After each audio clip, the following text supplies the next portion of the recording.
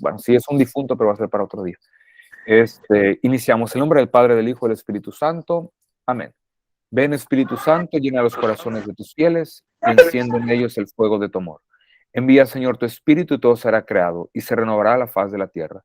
Padre Dios, que iluminaste a tus hijos con la luz de tu Santo Espíritu, haz que seamos dóciles a tus inspiraciones para gustar siempre del bien y gozar de tus consuelos. Por Jesucristo nuestro Señor. Amén. En nombre del Padre, del Hijo y del Espíritu Santo. Amén. Pues bienvenidos Rosy, Ernestina, Ángel, Blanca, Lupita, Mónica, Víctor, Enrique, que nos acompaña en la logística y en la cuestión técnica. Gracias a todos por su presencia. Vamos a iniciar hoy la clase, probablemente, bueno, no es clase, ¿no? Lupita, bienvenida, buenas tardes. Pues lo de hoy, el compartir será un poco más breve. Vamos a ver únicamente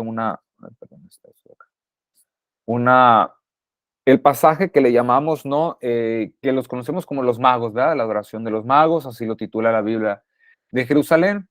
Estos títulos que vienen en sus Biblias no son palabra de Dios. Estos títulos los ponen los traductores, los que editan la Biblia, que nos ayudan a tener una lectura y a ubicar los textos, pero esto no es palabra de Dios, ¿no? Estos títulos no son pues títulos que se le dan a los pasajes que nos ayudan a ubicarlos, que nos ayudan a estudiar, pero que no son propiamente, o sea, no están escritos en los textos antiguos de la inspiración bíblica, ¿no?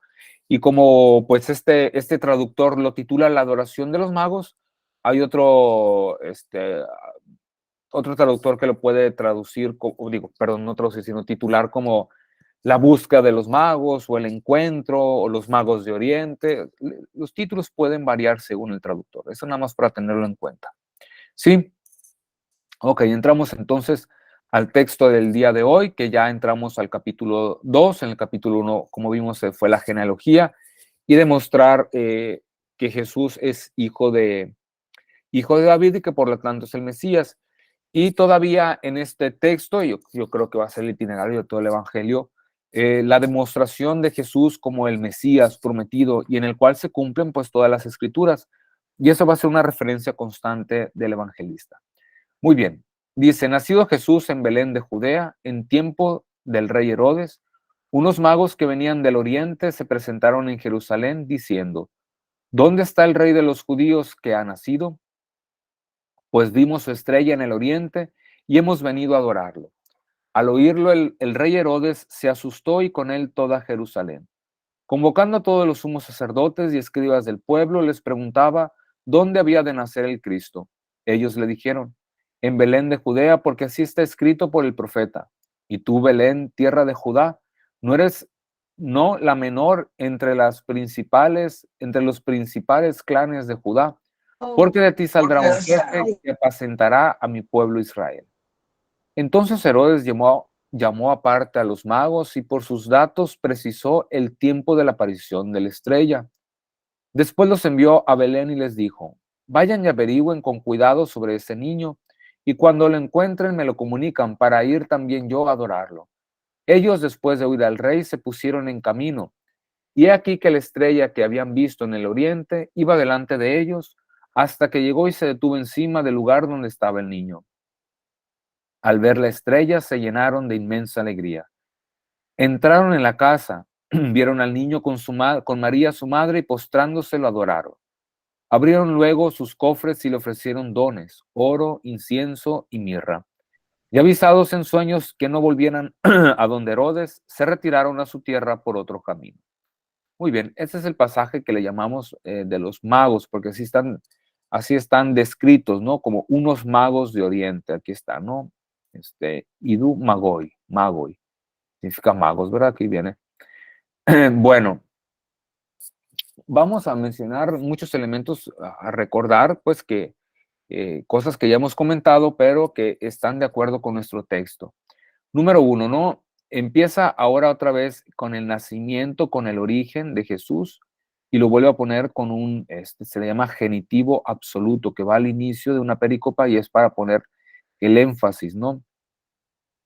Entonces, es el elemento que tenemos que tener en cuenta. El nacimiento, habiendo nacido ajá, habiendo sido nacido en Belén de Judá en tiempos del rey Herodes, este es el marco, perdón, acá estamos. Este es ¿cómo se le dice? El cuadro, ¿sí? Este es la situación.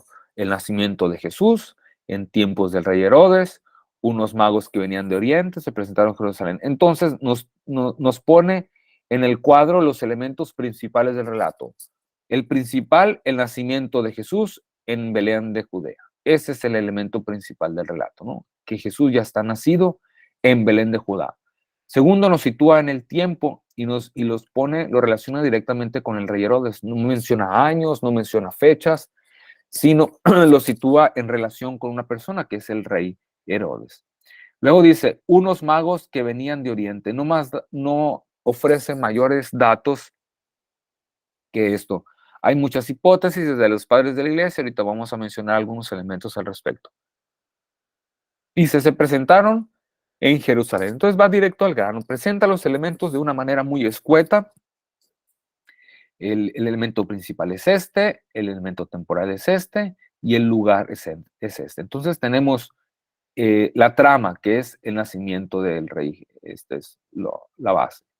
Tenemos tiempo, tenemos espacio, lugar, ¿sí? Entonces aquí está. Nos pone todos los elementos y nos pone los personajes. Los personajes van a ser el niño nacido, el lugar, Belén, en donde nació, Belén de Judea. Nos pone otro personaje Herodes, nos ponen a otros personajes que son los magos, ¿sí? Y después van a aparecer los escribas. Y... Muy bien, entonces dice, nacido Jesús en Belén de Judea. Sí saben ustedes, sí, no sé si ya les he comentado y si no se los vuelvo a comentar, ¿qué significa la palabra Belén? ¿Sí? Belén significa la casa del pan, es lo que significa. Bet significa la casa de, Lehem significa pan. Entonces, Belén significa la casa del pan. Bueno, pero eso lo mencionó un maestro allá en Roma, el maestro de hebreo nos decía, pero la palabra Lehem, que significa pan, está tomada del árabe y en árabe significaba, antes de que llegara al hebreo, significaba carne. Entonces, en el orden cronológico de la palabra, Bet-Lehem primero significó, por su raíz árabe, la casa de la carne, y después en hebreo tomó el significado como la casa del pan. Este orden de la palabra, este orden cronológico, primero que signifique carne y después pan, también tiene un sentido, no, bueno, le sacamos un sentido teológico. Primero, Dios se hace carne para convertirse en pan, en alimento para todos. Porque se hace carne, se hace pan para todos. Por su encarnación, el Hijo de Dios es alimento para la humanidad entera. Y no es casualidad que haya decidido nacer en Belén, no únicamente para coincidir con las profecías y ponerlo en contacto en la dinastía o en el linaje de David y que así asegurar o probar y demostrar que es el Mesías, sino también tiene este elemento, ¿no? Porque nace en Belén, porque se encarnó, es pan. Entonces, la casa de la carne, la casa del pan. ¿Sí? Entonces, por esto, el Hijo de Dios, por su encarnación, es alimento para la humanidad, es pan, es alimento, ¿no? Betlehem, en hebreo, la casa del pan. ¿De acuerdo? Muy bien. Entonces, vamos a seguir con con el comentario. Entonces, en Belén de Judea, ok. En tiempo del rey Herodes. Entonces ya nos sitúa que Herodes va a jugar un papel importante dentro de este relato, ¿eh? Porque es el segundo que se menciona. Unos magos que venían del oriente. ¿Qué significa magos? ¿Quiénes son los magos? Bueno, aquí vamos a ir dando pequeños pasos, ¿verdad? Pequeños pasos, grandes pasos.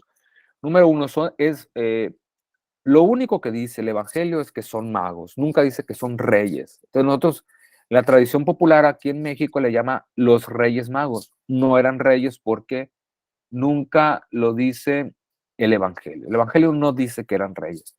Tampoco dice sus nombres. Los nombres que comúnmente le ponemos, que la tradición folclórica le pone, le atribuye, que generalmente decimos que se llamaban Melchor, Gaspar y Baltasar, pero que no es así, o al menos el texto evangélico no lo dice. Aparte que el único que menciona es Mateo. Mm, Bueno, para empezar, los nombres no son importantes, pero para el folclore popular, desde el punto de vista sociológico, de repente una comunidad tiene necesidad de nombrar cosas. En este caso, para una comunidad, para una iglesia, llega a ser importante la necesidad de ponerle nombre a los magos, que los bautiza, que les pone nombre. El Evangelio no lo dice, pero como tienen esa necesidad de ubicarlos con un nombre, les pone un nombre. Melchor, Gaspar y Baltasar. Nombres que eran muy, muy comunes en Oriente. Pero el Evangelio nunca dice ni que eran reyes, ni que eran tres. Dice que le ofrecieron regalos, oro, incienso y mirra. De ahí la tradición deduce y pone que son tres, pero no podemos decir, usa el plural, pero nunca dice cuántos eran. Entonces, no son reyes, no se llaman Melchor, Gaspar y Baltasar, no sabemos con exactitud cuántos eran, pudieron haber sido dos, pudieron haber sido tres, cuatro, cinco, seis, eso no importa, nada más para dejarlo en claro de una vez. Ok, magos. Ok, en los textos más antiguos se tenían como le llamaban magos a los sacerdotes de los medos y de los persas. A los sacerdotes de esas regiones se les llamaba magos. Bueno, esa es una posibilidad. Hay otras explicaciones, ¿no? Muchos los conectan con los hechiceros, porque también la palabra mago en muchos textos griegos de la antigüedad significa hechicero, incluso en el Antiguo Testamento, ¿no? Significa hechicero, entonces los conectan también con los magos, los hechiceros de Egipto, cuando Moisés se pone ahí con los de la corte del faraón. Pero todos estos significados no son suficientes, es decir, no, no prueban la naturaleza de estos magos, es decir, en realidad qué son. Vamos a ubicar el significado de estos magos, podemos rastrearlo, muchos significados que les dan los padres de la iglesia, San Agustín, etcétera. Al fin de cuentas va a ser el contexto el que nos va a decir. Podemos decir que a lo mejor fueron hechiceros. En el contexto, lo que sí podemos asegurar es que era gente, eran sabios, era gente que para su tiempo habían tenido acceso a conocimientos. Es lo único que podemos asegurar de los magos. Gente, no sé, digamos que tuvo acceso a ciertas bibliotecas, no como las conocemos ahora, pero a libros y todo eso. Entonces el evangelista quiere poner que por el conocimiento, esta sabiduría que tenían estos magos, no era que se dedicaban a la hechicería ni nada de eso, porque muchos dicen, no, con esto le pone fin a la hechicería y son interpretaciones espirituales, alegóricas, pero que el significado etimológico en ese momento histórico no lo tiene. A lo mejor en otro momento histórico sí lo tenía, en ese momento no. En ese momento se refiere a gente sabia, nomás gente con conocimiento. Vale. Ok. Entonces, así, unos magos de Oriente. Ahora, Oriente tampoco dice qué parte. Muchos dicen, no, pues de viene Anatolia, ¿no? Anatolia quiere decir Oriente. Este, la región de Anatolia que se le conoce, ¿verdad? Aquí está Anatolón del Oriente, ¿no? Esta es la palabra. Ahí viene Anatolia, ¿verdad? Bueno, entonces, Anatolia significa Oriente. Unos magos de Oriente, no dice, no especifica si eran de Arabia, muchos los situaron en Arabia, otros que de Babilonia, no sabemos. Podemos hacer muchas hipótesis, pero permanecemos en el campo de las hipótesis. No podemos asegurar, es decir, yo digo que vienen de Babilonia o de Persia o de Arabia. No, nadie puede asegurar con absoluta certeza, porque para empezar, pues es un género literario, ¿no? Entonces no nos perdamos en esos asuntos que el evangelista no lo da porque no importa. Pues, es legítimo hacer hipótesis, es legítimo buscar, sí, pero perdernos en eso y asegurar, no tenemos los elementos para asegurar y por lo pronto no nos sirve mucho, sí, asegurar, ¿no? El contexto, como les digo, nos da. Y es que son personas instruidas, sabios, con conocimiento, y que son paganos. Y esto se va a demostrar por la narrativa. La narrativa nos va a dar la identidad de estos magos, ¿no? La narrativa que estamos tratando, la narración. Bueno, venían de Oriente, se presentaron en Jerusalén. Ok, palabra presentar, pues también es para Ginomai. Okay, bueno, no importa. En Jerusalén. ¿Y por qué en Jerusalén? Pues, ¿dónde está el palacio del rey? Ellos están buscando al rey de los judíos. Lo lógico, ¿por qué no fueron a Belén de Judá? Ellos no sabían de la profecía. Pero si están buscando a un rey, al rey de los judíos, lo lógico es ir a Jerusalén porque en Jerusalén habita el rey, está el palacio. Por lo tanto, si en Jerusalén está el palacio real, ahí debe ser el lugar, por la lógica, que nazca el rey. Entonces, la pregunta es, llegan y preguntan así directamente, ¿dónde está el rey de los judíos que ha nacido? ¿Sí? ¿Dónde está el rey nacido, el rey el que acaba de nacer? ¿Sí? Este es un participio atributivo, ¿sí? Que ha nacido es un atributo del rey de los judíos. El rey de los judíos, el que ha nacido. El rey que ha nacido, ¿sí? Entonces, esta palabra nacido es un atributo del rey. El rey que acaba de nacer. El rey, el que acaba de nacer, ¿sí? El rey, el que acaba de nacer. Bueno, pues vimos su estrella, pues están guiados, y aquí lo dice, no por profecías, no por escrituras. ¿Cómo le hicieron? ¿Quién les dijo que una estrella la va a guiar? No se sabe. Punto. Aquí es lo que vamos a ir a descubrir más adelante. Vimos su estrella, aquí está, Astera, de aquí viene astro, ¿no? Asteroide, ¿no? Astera. Vimos su estrella en el oriente, vienen de Anatolia, vienen de Anatolón, vienen del oriente, exactamente no se sabe el lugar, pero pues Oriente tenía la fama de que existían muchos magos. ¿Alguien está haciendo alguna pregunta? Adelante, Ángel, sí, te escucho. Sí, es probable que fuera un cometa. Mira, qué bueno que preguntas eso. Gracias por tu pregunta, Ángel. Se me estaba pasando. Muchos tratan de buscar una explicación natural y decir, era un cometa. Y sacan fechas. Aquí tendríamos que ver cuál es el género literario que estamos manejando, ¿no? Aquí es un género literario, estamos con un género literario. Y obviamente los evangelios están basados en acontecimientos históricos, pero no podemos descubrir el rigor historiográfico en cada elemento. También el acontecimiento histórico de Jesús de Nazaret está interpretado e entretejido los relatos con motivos teológicos. En este caso, Mateo quiere demostrar que Jesús es rey. Adelante, sí, Ángel. No, ¿Sí? no, Ok. quería quitar la manita. Perdón, no, no te preocupes. Aquí no hay que mortificarnos mucho por la historicidad de los magos, ¿eh? Hasta aquí les voy a decir. Es legítimo buscar que si fue un asteroide, un cometa, no sé qué cosas. Está bien, pues se puede buscar.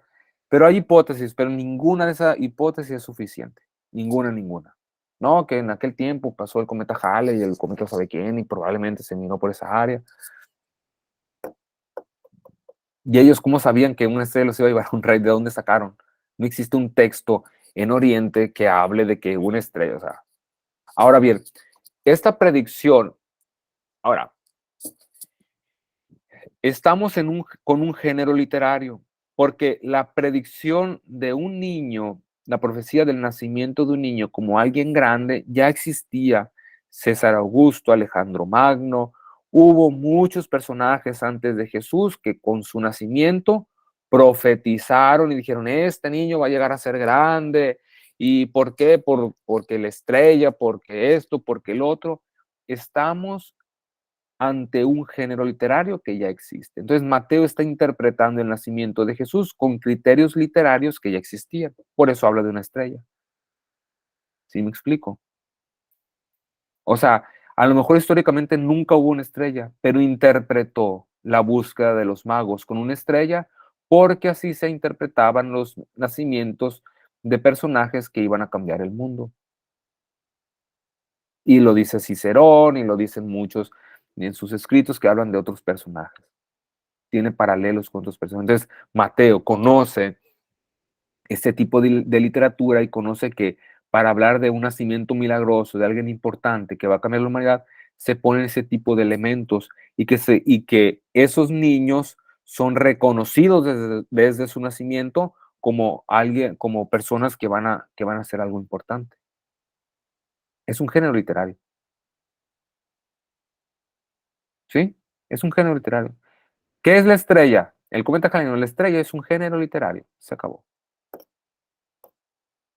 Si encuentran un cometa y lo logran demostrar, qué bueno, bendito sea Dios, no pasa nada, pero la verdad del texto no depende de la demostración científica, porque estamos ante una obra literaria. Ujú. Bueno, y entonces, pero gracias por tu pregunta para hacer la aclaración, porque se me ha olvidado. Este, hemos venido a adorarlo. Bueno, ¿y por qué ellos, por qué vienen a adorarlo? Aquí hay que ser muy agudos con el texto y hacerle preguntas. Entre más preguntas le hagamos al texto, más vamos a profundizar. ¿Por qué lo van a adorar? ¿Por qué están obligados ellos a adorarlo si no forma parte de su reino? Si es el rey de los judíos, si ellos vienen de Oriente, de otros reinos, de otros países que tienen sus reyes, ¿por qué lo quieren adorar a este? ¿Por qué? Bueno, ahorita lo vamos a ver. Ahí está. Ya hemos venido a adorarlo. ¿Ok? Al oírlo, el rey Herodes, que pues nació un rey y él no ha tenido, no ha parido ningún hijo,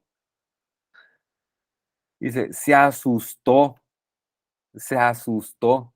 Eso es el verbo tarazo, tarazo es estremecerse. Cuando dice, Jesús se turbó en su espíritu y dijo, mi alma está triste, es el mismo verbo, ¿no? Fue turbado, fue asustado. Sí, es voz pasiva, es un auristo en voz pasiva. El verbo tarazo. Et tarajce, et tarajce. Fue turbado, dice. La noticia de un rey que iba a nacer, que el rey de los judíos, que se iba a cumplir la profecía, no lo llenó de alegría ni de esperanza. Lo llenó de turbación, lo llenó de miedo. Entonces, el nacimiento de Jesús no va a significar una alegría para todos. Para los que no quieren perder el poder, como el rey Herodes, les va a causar un terror el nacimiento del Hijo de Dios, no una alegría. ¿Ven? Generalmente decimos que en Navidad todo es bien bonito, pero no a todos les gusta. Y, okay. Y con él toda Jerusalén. ¿Por qué toda Jerusalén? Porque el evangelista quiere asociar a todos aquellos que rechazaron y que no reconocieron a Jesús como Mesías, los quiere asociar a Herodes como culpables. Por eso dice que toda Jerusalén se asustó con Herodes. ¿Quiénes son toda Jerusalén? Todos aquellos que no reconocieron a Jesús como Mesías. Entonces los está poniendo desde el principio asociados a esta culpabilidad. Bueno, luego dice, convocando a los sumos sacerdotes y a los escribas del pueblo, a la gente que sabía, les preguntaba Herodes, ¿no? ¿Dónde había de nacer el Cristo, el ungido, el Mesías, el que iba a reinar? ¿Dónde van a ser? Pues porque pues ni ellos, Herodes no sabía. Entonces, en este punto, los magos no saben dónde van a ser Jesús, el Mesías, perdón, el Cristo. Los magos no saben. Herodes tampoco sabe. Hasta este punto, los únicos que saben son el narrador, porque ya lo dijo desde el inicio, habiendo nacido Jesús en Belén de Judá, y nosotros ya, el narrador lo sabe, el auditorio lo sabe, porque nosotros ya lo leímos, lo escuchamos, ¿sí? Nosotros ya sabemos, porque desde el principio ya nos los dijo a nosotros. Fue la primera información que recibimos. Nosotros sí lo sabemos. Ajá. Y lo saben los escribas y los fariseos, y los escribas y los doctores de la ley, esos, ¿no? ¿Sí? Está a punto de revelarse a Herodes y a los magos, lo que nosotros, el lector, ya sabe, ¿no? Y el narrador. Entonces, ¿quiénes fueron sumos sacerdotes y escribas? Ok. En Belén, ellos le dijeron, en Belén de Judea, porque así está escrito por el profeta. Y tú, Belén, tierra de Judá, no eres, no la menor entre los principales clanes de Judá, porque de ti saldrá un jefe que apacentará a mi pueblo Israel. Esta profecía para tiempos de Jesús era muy ignorada, no tenía relevancia. Hasta el nacimiento de Jesús, después de que Jesús nace, cobra importancia y Mateo la pone aquí, pero antes, digamos que no la pelaba. Bueno, aquí está la profecía en Miqueas 5, dice, en cuanto a ti, Belén Efratá, perdón, la menor entre los clanes de Judá, vamos a leer el texto hebreo. Y tú, Beatá, Betlehem, aquí dice Betlehem,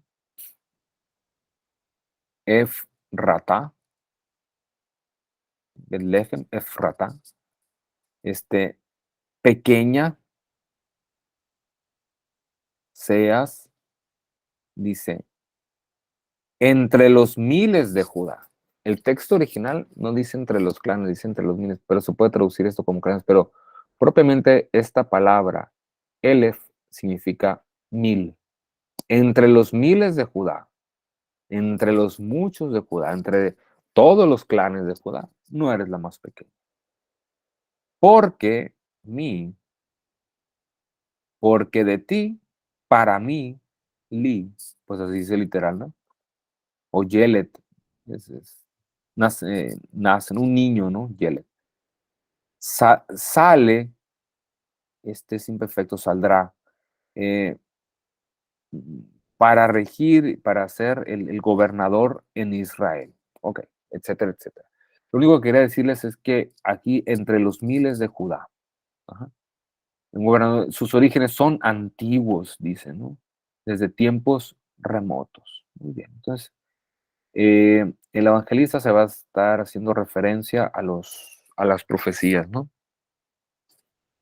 Entonces, y tú, Belén, Betlehem, la tierra del pan, la casa del pan, tierra de Judá.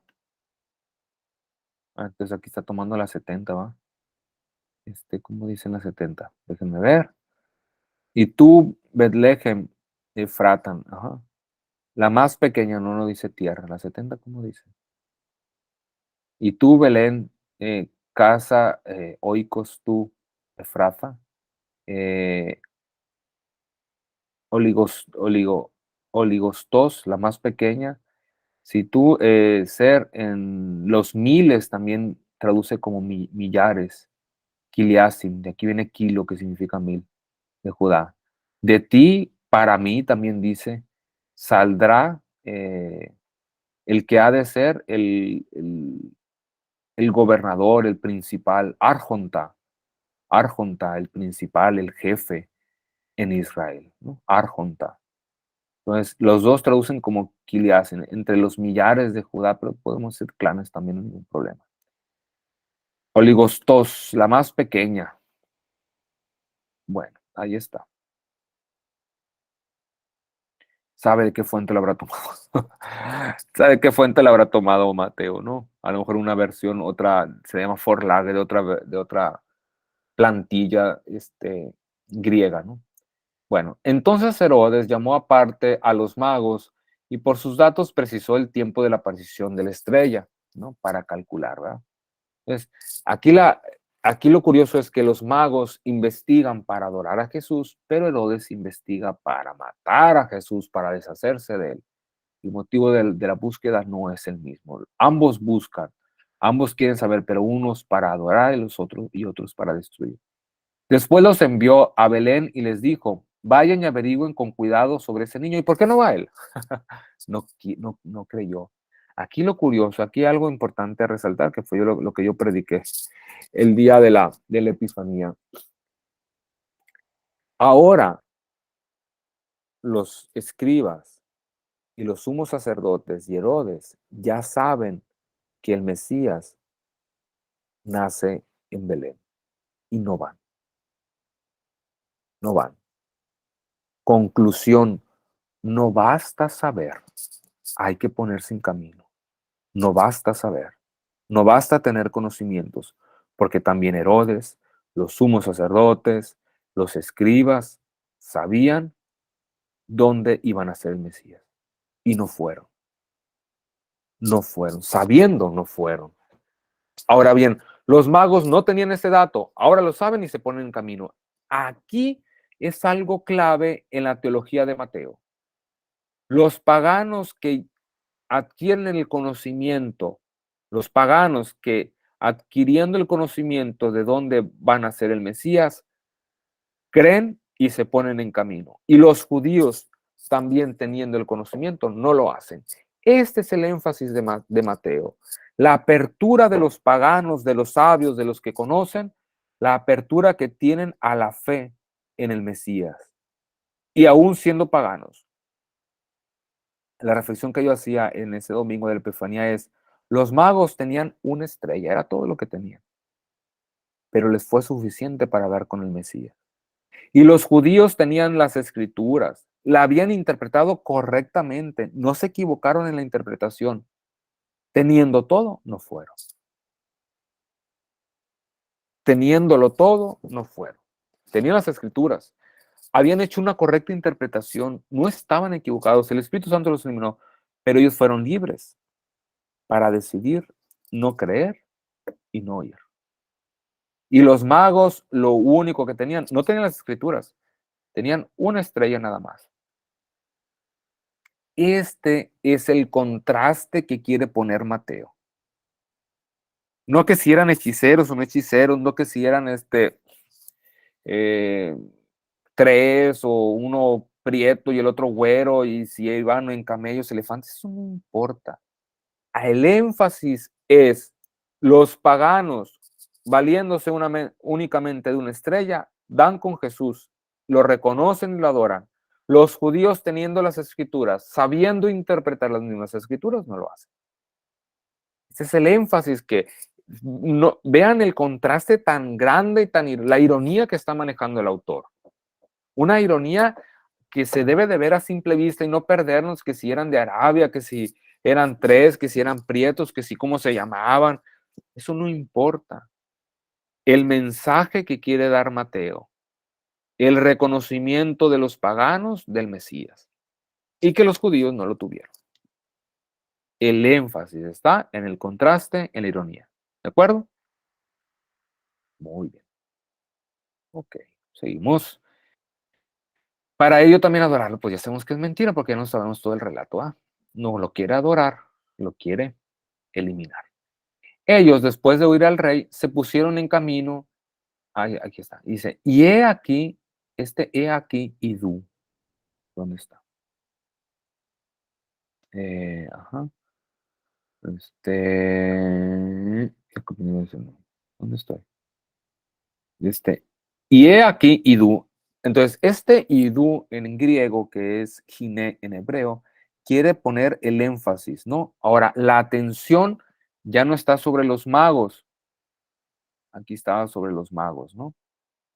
He aquí, Idú, unos magos, aquí está la atención, está sobre los magos. Presenta el cuadro y después de que presenta el cuadro, la atención es sobre los magos, ¿sí? He aquí, es que en español ni lo traduce, pues es la bronca. De pérdida que le pongan aquí, ¿qué tiene de malo? Ya después lo explicamos. Pero la atención ahí está y ahí debe estar traducido. Entonces, aquí está. Y he aquí, Jo Aster, viene asteroide, ¿no? La estrella. Y la atención es sobre la estrella. La estrella, la que habían visto, sí, en Oriente, es la misma estrella la que los está guiando, que habían visto en Oriente, perdón, lo está poniendo en griego, iba delante de ellos. Ok, volvemos otra vez la atención sobre la estrella. Hasta que llegó y se detuvo encima del lugar, los llevó hasta su destino final, que es el niño. Y luego aquí el versículo 10 dice, al ver la estrella se llenaron de inmensa alegría. ¿Por qué dice eso? ¿Por qué lo dice hasta este momento? Si ya los llevó hasta el niño, si aquí, he aquí que la estrella que habían visto en el oriente iba delante de ellos, ya la estaban viendo. Los llevó hasta el niño. ¿Y por qué dice aquí, al ver la estrella se llenaron de inmensa alegría? ¿Por qué no dice, al ver al niño se llenaron de inmensa alegría? Fíjense en la redacción. He aquí que la estrella que habían visto en el oriente iba delante de ellos, hasta que llegó y se detuvo encima del lugar donde estaba el niño. ¿Estamos de acuerdo? La estrella, la que habían visto, la siguieron viendo, los lleva hasta el niño. ¿Sí? Ya llegaron con el niño. Y luego dice, al ver la estrella se llenaron de inmensa alegría. ¿Por qué dice esto? Luego dice, entraron en la casa, vieron al niño con su madre y postrándose lo adoraron. Alguien explíqueme el versículo 10. El versículo 10 está entre que se guiaron por la estrella y que la estrella los lleva hasta donde estaba el niño. Y luego dicen que ya después entran en la casa y ven al niño. Pero ¿por qué se llenan de alegría cuando ven la estrella? Si ya los llevó a su destino final, si lo estuvieron viendo, ¿por qué no se llenaron de alegría cuando recién la vieron allá en Oriente? ¿Por qué no se llenaron de alegría cuando todo el camino? ¿Por qué no se llenaron de alegría cuando retomaron otra vez al salir de Jerusalén? ¿Por qué ahí?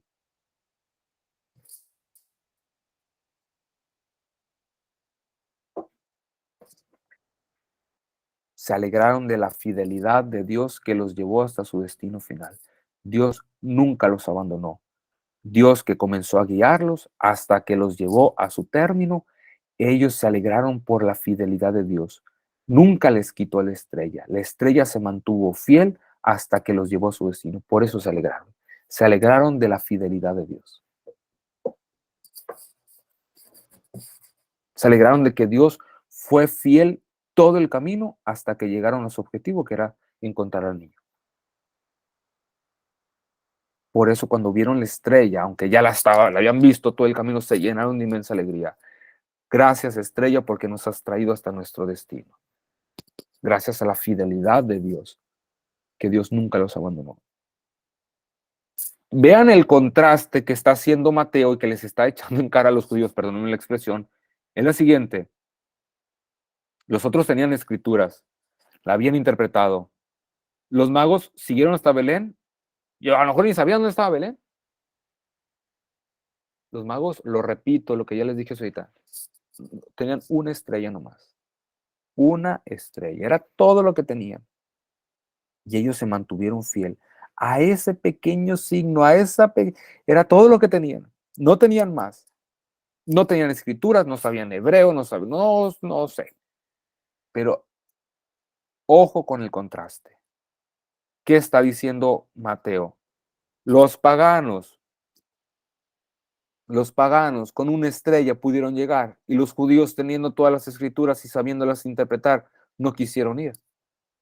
Por eso se llenaron de alegría. Y se fijan, los magos no le echan cara a nada a los judíos, a Herodes ni a nadie. Ellos siguen adelante, no pierden su objetivo. Bueno, seguimos ya para terminar. Yo pensé que no iba a durar nada.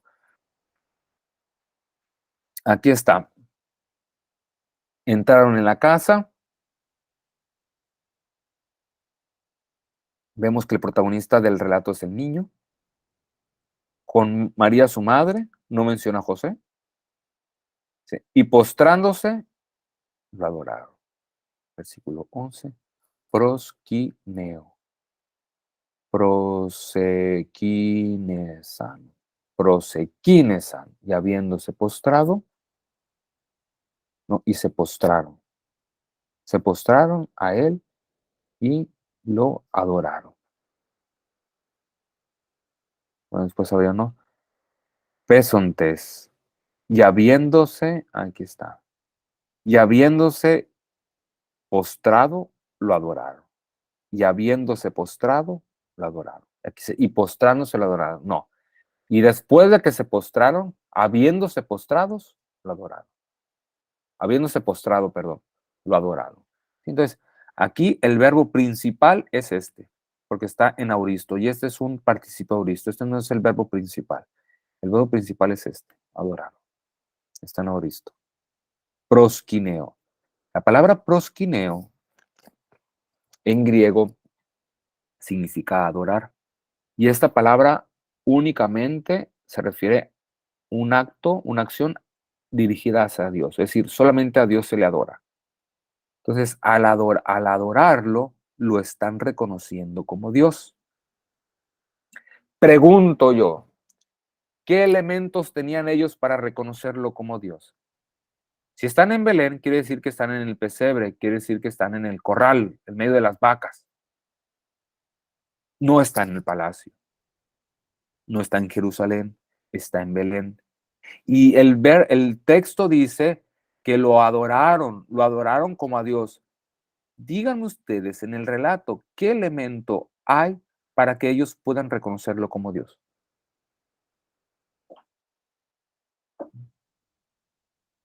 Ahí tienen la Biblia a la mano. Díganme ustedes, por favor, cuál era, qué les hizo saber, qué elemento había que les hace saber que ese niño es Dios, porque se postraron para adorarlo, lo adoraron. Y el prosquineo es únicamente para Dios. No hay, De la estrella, ¿no? no hay la fe. Aquí, Mateo vuelve a dar un golpe bajo, irónico.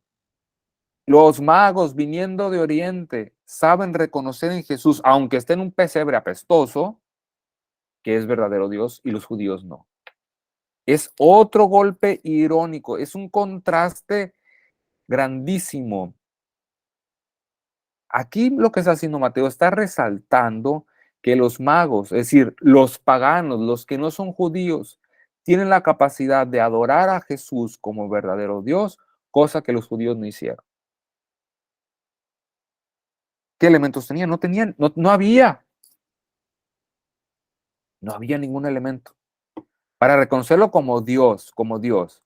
Porque ahorita que mencionamos Ángel, tú dices la estrella, y puedes decir, por César Augusto y Alejandro Magno y tantos personajes de la historia que fueron así profetizados, pero ninguno de ellos fue profetizado como Dios, sino como hombres que iban a regir el mundo, que iban a ser gobernadores del mundo, pero ninguno fue profetizado ni firmado como Dios, como es el caso de Jesús.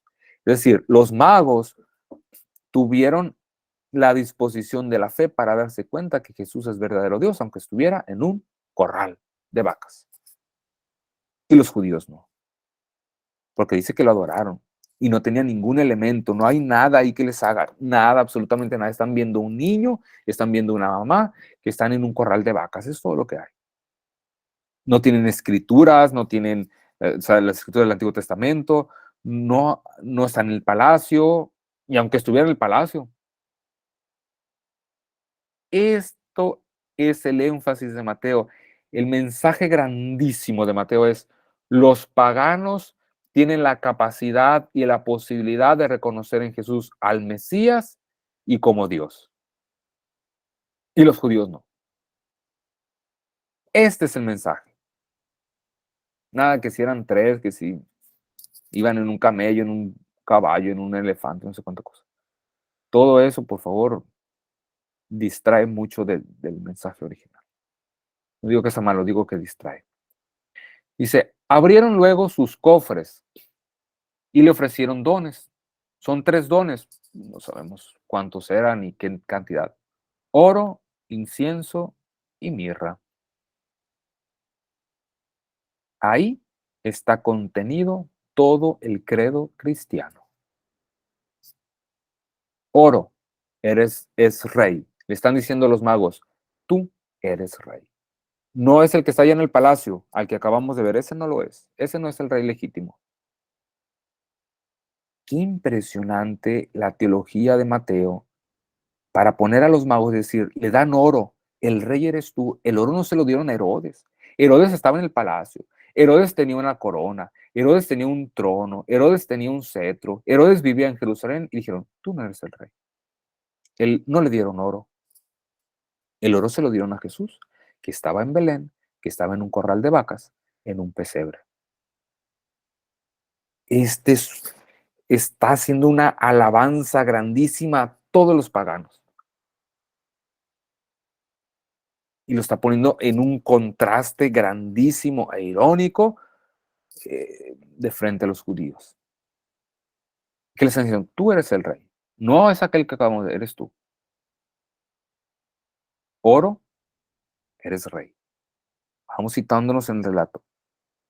Incienso, eres Dios. El incienso es únicamente para Dios. ¿Cómo lo sabían? Yo no lo sé. Y mirra, eres verdadero hombre. Está todo el credo. Está contenido que lo reconocen como el legítimo heredero al trono de David y no Herodes. Tú eres el Mesías prometido. Por eso te damos oro, porque eres rey. Aquel no es, eres tú. Eres Dios y eres hombre. Está todo el credo, nacido de María, ahí está. Está todo el credo. Digo, no habla de la pasión muerte porque todavía no ha sucedido.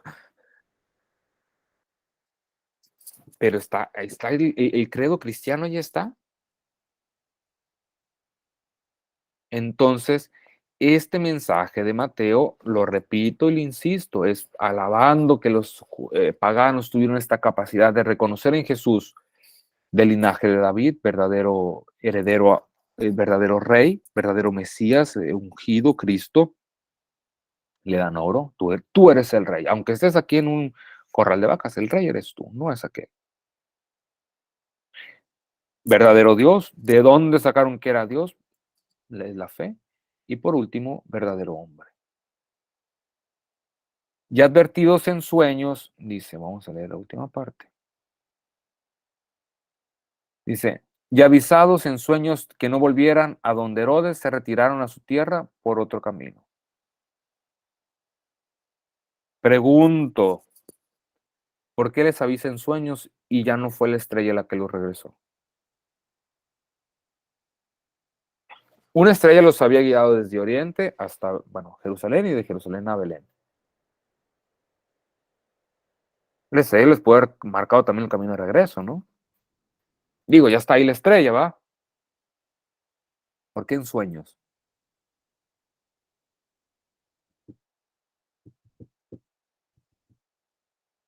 Piensen, estamos en el Evangelio de Mateo. Acabamos de hablar de sueños la semana pasada con el Evangelio de la antepasada, no sé cuándo, la pasada, con José.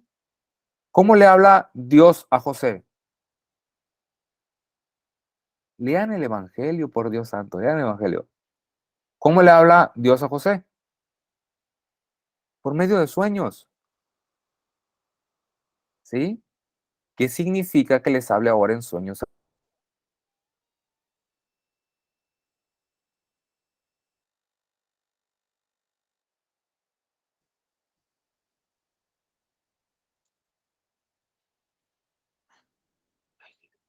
Perdón.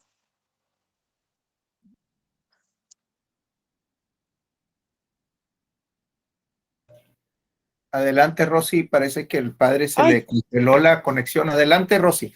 sí, buenas noches. Es que, bueno, yo nunca había entrado a las clases.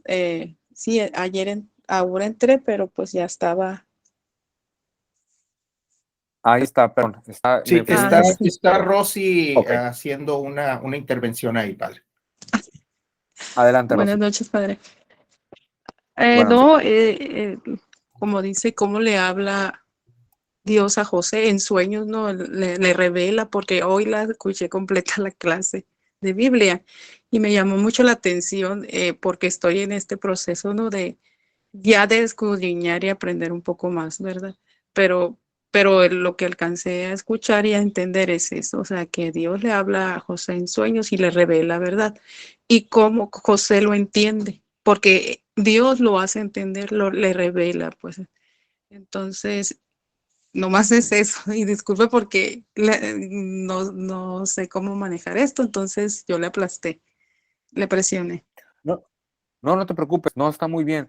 A mí me falló el internet, por como que me sacó un momento y como que se restableció la conexión y volvió a entrar, pero la falla fue el internet de aquí que yo tengo. No, todo está bien. Y gracias por tu comentario. Es exactamente así como dices. Así como le habla a José en sueños, porque es un judío, porque es del linaje de David, porque forma parte del plan de salvación, forma parte del pueblo de Dios, ahora ya también los magos forman parte del pueblo de Dios. Ahora Dios ya les habla en sueños y no por medio de una estrella, porque ya no son paganos, ya forman parte del pueblo de Dios. Y esta interpretación espiritual, así de que el que se encuentra con el Señor no regresa por el mismo camino, bueno, suena muy bonito, pero pues es espiritual la interpretación nada más. Pueden decirlo, pero es una interpretación espiritual nada más. O sea, aquí lo importante es por qué en sueños y no, ¿cómo se dice? Y no la estrella. La interpretación que yo hago es esa. Ya les habla igual que a José. Ya forman parte del pueblo porque han reconocido, han seguido la voluntad de Dios, han reconocido en Jesús al Mesías, verdadero Dios y verdadero hombre. Sí, Rosy, adelante. Ah, perdón, es que levantaste la mano, yo pensé que tenías alguna pregunta. Bueno, entonces, este fue el texto de los magos, avisándose que no volvieran a donde Herodes, ¿sí? Dios les revela lo que, aquí también es importante, ¿no? Dios revela a sus amigos lo que sus amigos no son capaces de conocer por sí mismos. Entonces, el corazón de las personas, los pensamientos, lo que va a suceder, Dios lo revela. Eso se le llama misterio ratzah, ¿no? Lo que ya hemos comentado. Entonces, les habla en sueños, les está revelando algo que nadie sabe, que únicamente lo sabe Dios. Entonces, Dios le dice a través de sueños para advertirles y, pues, por otro camino, para que no se lo topen, porque, pues, Herodes, las intenciones que tenía, pues, no eran buenas. Ya la interpretación espiritual es otra cosa. Aquí el énfasis es Dios les está revelando a ellos a través de sueños, porque ahora son sus amigos, algo que ellos no son capaces de conocer, o ninguno es capaz, pero como Dios lo sabe, se los dice a ellos para advertirles y que no pasen por Herodes, porque Herodes tiene malas intenciones. Ya esta interpretación espiritual, que nadie se regresa por el mismo camino, nos saca de foco de lo que realmente el texto nos está diciendo. No es que sea herejía, pero el texto nos quiere decir otra cosa. Ok. Mira, exactamente. ¿Alguna pregunta o comentario? Sí, Lupita, adelante. Abre el micrófono, Lupita. En el versículo 11 dice, al entrar a la casa, vieron al niño con María, estaban en el establo. ¿Casa es simbólico? No, ¿O no, tiene o sea, su si llegaron a la casa, significado? llegaron al lugar donde estaban. Digo el establo porque ¿Dónde pues, estaban? es donde nació y todo eso, aunque el que habla de establo y todo lo demás es Lucas. Entonces, el decir llegaron a la casa es el lugar donde estaba, ¿no? El lugar donde estaban ubicados, es la casa. Yo dije establo por la cuestión de que el dato preciso del nacimiento que lo tenemos es a partir de Lucas. Mateo nomás dice que nació, pero no especifica el lugar, la escenografía como la hace Lucas, ¿no? Entonces, yo lo dije para ver los elementos que teníamos del nacimiento de Jesús para discernir. Pero ciertamente dice casa, ¿no? No dice pesebre. Entonces, la reflexión que yo hacía o el comentario era basándonos en los detalles que nos da Lucas, pero es de Lucas, no es de Mateo. Ajá. Muy bien. Gracias. Gracias. Muchas gracias. ¿Alguien más? ¿Alguna pregunta o comentario?